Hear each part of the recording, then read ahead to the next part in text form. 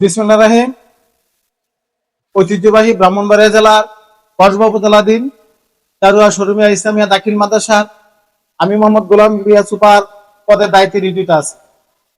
এই প্রতিষ্ঠানটি 1999 সালে প্রতিষ্ঠিত হয়ে 2022 সালে এমপিভুক্ত হয়। এই প্রতিষ্ঠানটি দীর্ঘদিন অবহেলিত ছিল। 2022 সালে এমপির পরে এই প্রতিষ্ঠানের বহুত অভাব অভিযোগ, বহু রকমের সমস্যার সৃষ্টি ছিল। এই প্রতিষ্ঠানটি একটি 4 তলা ভবন হওয়ার পরে এই পর্যন্ত বিগত সরকারের আমলে একটা ভবন হয়েছে, কিন্তু আমরা কোনো ফার্নিচার এই পর্যন্ত পাই নাই, যার অভাবে ছাত্রছাত্রীদের শিক্ষা পাঠদানে আমরা যথেষ্ট পরিমাণ সমস্যার মধ্যে আছি। এই প্রতিষ্ঠানটি সীমানা প্রাচীর নাই। সীমানা প্রাচীরের অভাবে আমরা যখন লেজার দেই, নামাজের ছুটি দেই, ওই সময় ছাত্রদেরকে আমরা নিয়ন্ত্রণ করে রাখতে পারি না। নামাজের ভালো কোনো জায়গা নাই, নামাজের ব্যবস্থা নাই। নামাজের ব্যবস্থা একান্তই প্রয়োজন। বর্তমান সরকারের কাছে, বর্তমান শিক্ষা উপদেষ্টা মহোদয়ের কাছে আমাদের প্রাণের দাবি, উনি যেন আমাদের এই অভাবগুলা অতি দ্রুত গতিতে সম্পন্ন করে দেয়, তাহলে আমাদের শিক্ষার আলো প্রসারে আমরা আরো অগ্রগতির ভূমিকা রেখে আমাদের জাতিকে শিক্ষিত করে তোলার জন্য আপ্রাণ চেষ্টা করব। আর এই প্রতিষ্ঠানের বিভিন্ন রকমের সমস্যা।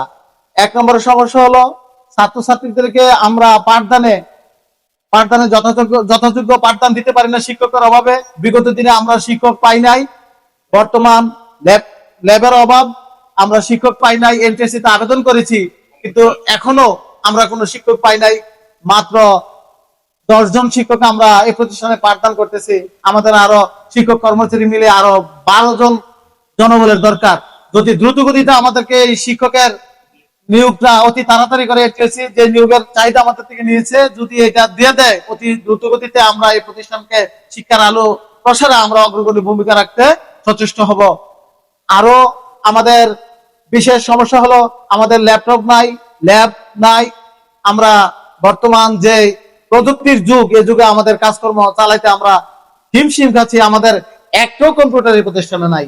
আমাদেরকে এই ল্যাপটপ কম্পিউটার দিয়ে যদি আমাদের শিক্ষার ব্যবস্থাকে আর একটু জোরালো ভূমিকা রাখার জন্য আমাদেরকে সুযোগ করে দেওয়া হয়। আমরা বর্তমান সরকার তথা শিক্ষা উপদেষ্টা মহোদয়ের কাছে আমাদের দাবি, উনি যেন আমাদের অভাবগুলি অতি দ্রুত গতিতে আমাদের এই চাহিদাগুলো পূরণ করে দেয়। আমরা জাতিকে যথাযথভাবে যেন এই শিক্ষার আলো প্রসারে আমরা কাজ করতে পারি। আমাদেরকে সেই সুযোগটুকু করে দিলে আমরা প্রাণ ভরে জাতিকে শিক্ষা দেওয়ার জন্য, ছেলেমেয়েদেরকে শিক্ষার জন্য আমরা চেষ্টা করব। বর্তমান অন্তর্বর্তীকালীন সরকারের যে শিক্ষা ব্যবস্থার যে নিয়ম নীতি, এটা অত্যন্ত আমাদের পছন্দের, এবং এ নিয়ে আমরা আশাবোধ করি আমরা এই নিয়মে আমাদের কাজকর্ম করে নিলে আমরা হয়তো অদূর ভবিষ্যতে সুন্দর বাংলাদেশ গড়ার জন্য আমরা কি করব, এগিয়ে যেতে পারবো। এই আশাবাদ ব্যক্ত করে আমি আজকের এই সংক্ষিপ্ত আলোচনা এখানে সমাপ্ত নিলাম। আসসালামু আলাইকুম ওয়া রাহমাতুল্লাহি ওয়া বারাকাতুহু।